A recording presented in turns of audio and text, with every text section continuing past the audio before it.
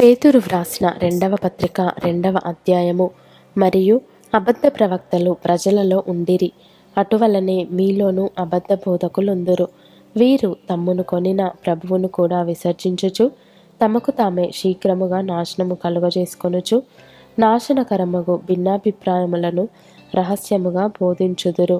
మరియు అనేకులు వారి పోకిరి చేష్టలను అనుసరించి నడుతురు. వీరిని బట్టి సత్యమార్గము దూషింపబడును. వారు అధిక లోభులై కల్పన వాక్యములు చెప్పుచు మీ వలన లాభము సంపాదించుకొందురు. వారికి పూర్వము నుండి విధింపబడిన తీర్పు ఆలస్యము చేయదు. వారి నాశనము కునికి నిద్రపోదు. దేవదూతలు పాపము చేసినప్పుడు దేవుడు వారిని విడిచిపెట్టక పాతాళ లోకమందలి కటిక చీకటి గల బిలములలోనికి త్రోసి తీర్పుకు కావలిలో ఉంచబడుటకు వారిని అప్పగించెను. మరియు ఆయన పూర్వకాలమందున్న లోకమును విడిచిపెట్టక భక్తిహీనుల సమూహము మీదికి జలప్రలయమును రప్పించినప్పుడు నీతిని ప్రకటించిన నోవహును మరి 7 కాపాడెను.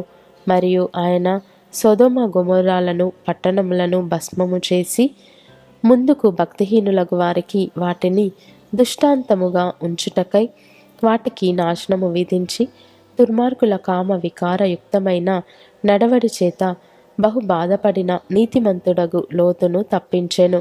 ఆ నీతిమంతుడు వారి మధ్యను కాపురముండి తాను చూచిన వాటిని బట్టియు విన్న వాటిని బట్టియు వారి అక్రమమైన క్రియల విషయంలో దినదినము నీతిగల తన మనస్సును నొప్పించుకొనుచు వచ్చెను.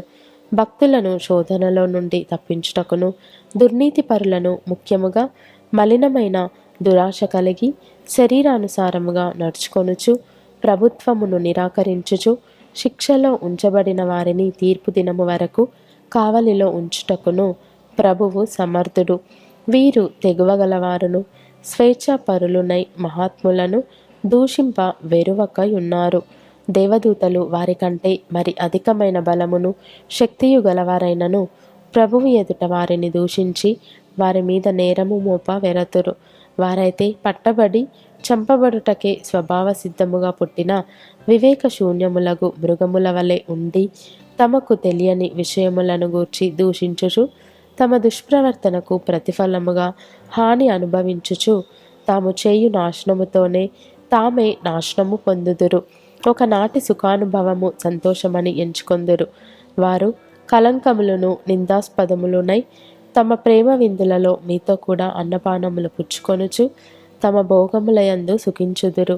వ్యభిచారిణిని చూచి ఆశించుచు పాపము మానలేని కన్నులు గలవారును అస్థిరులైన వారి మనస్సులను మరలు కొల్పుచు లోభత్వమందు సాధకము చేయబడిన హృదయము గలవారును శాపగ్రస్తులునై ఉండి తిన్నని మార్గమును విడిచి బెయోరు కుమారుడైన బిలాము పోయిన మార్గమును బట్టి త్రోవ తప్పిపోయిరి. ఆ బిలాము దుర్నీతి వలన కలుగు బహుమానమును ప్రేమించెను. అయితే తాను చేసిన అతిక్రమము నిమిత్తము అతడు గద్దింపబడెను. ఎట్లనగా నోరులేని గార్ధబము మానవ స్వరముతో మాట్లాడి ఆ ప్రవక్త యొక్క వెరితనము అడ్డగించెను. వీరు నీళ్లు లేని బావులను పెనుగాలికి కొట్టుకొని పోవు మేఘములునై ఉన్నారు. వీరి కొరకు గాఢాంధకారము భద్రము చేయబడి ఉన్నది. వీరు వ్యర్థమైన డంబపు మాటలు పలుకుచు తామే శరీర సంబంధమైన దురాశలు గలవారే తప్పు మార్గమందు నడుచువారిలో నుండి అప్పుడే తప్పించుకొనిన వారిని పోకిరి చేష్టల చేత మరలు కొల్పుచున్నారు. తామే భ్రష్టత్వమునకు దాసులయుండియు అట్టివారికి స్వాతంత్రము ఇత్తుమని చెప్పుదురు. ఒకడు దేని వలన జయింపబడునో దానికి దాసుడగును గదా. వారు ప్రభువును రక్షకుడునైన యేసుక్రీస్తు విషయమైన అనుభవ జ్ఞానము చేత ఈ లోక మాలిన్యములను తప్పించుకొనిన తరువాత మరల వాటిలో చిక్కుబడి వాటి చేత జయింపబడిన ఎడల వారి కడవరి స్థితి మొదటి స్థితి కంటే మరి చెడ్డదగును. వారు నీతి మార్గమును అనుభవపూర్వకముగా తెలుసుకొని తమకు అప్పగింపబడిన పరిశుద్ధమైన ఆజ్ఞ నుండి తొలగిపోవుట కంటే ఆ మార్గము అనుభవపూర్వకముగా తెలియకయుండుటయే వారికి మేలు. కుక్క తన వాంతికి తిరిగినట్టును కడుగబడిన పంది బురదలో దొర్లుటకు మళ్ళినట్టును అను నిజమైన సామెత చొప్పున వీరికి సంభవించెను.